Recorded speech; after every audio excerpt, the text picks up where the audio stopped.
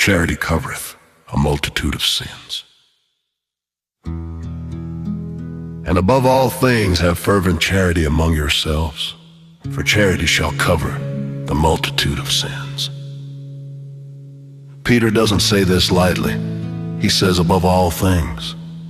That means before opinions, before arguments, before differences, before preferences. Have fervent charity among yourselves.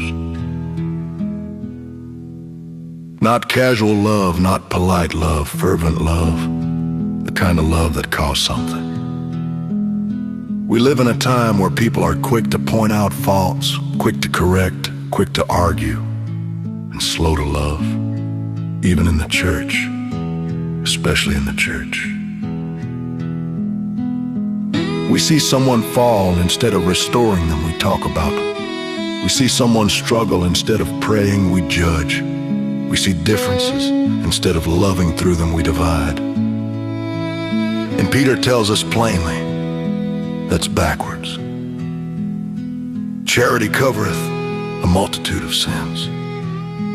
That does not mean we ignore sin. That does not mean we pretend everything is fine. It means love seeks restoration, not destruction. Jesus did not expose sinners to crush them. He exposed sin to save them. Charity does not rejoice in someone else's failure. Charity does not keep score. Charity does not need to be right at the cost of someone's soul. And let's be honest, a lot of what we call standing for truth is really just standing for pride. Truth without love hardens hearts. Love without truth compromises. But Scripture tells us to speak the truth in love. Peter knew what he was talking about. He had failed publicly. He had denied Christ, and he was restored, not because he deserved it, but because Christ loved him. That same love is what we are called to show. If we are for Christ, then charity must lead the way. Not knowledge, not position, not tradition. Jesus said the world would know we are His by our love for one another, not by how sharp our arguments are, not by how many debates we win, by love. And love covers a multitude of sins because it seeks redemption, not humiliation. It builds up instead of tearing down. It restores instead of rejects. This verse is not optional. It is not a suggestion.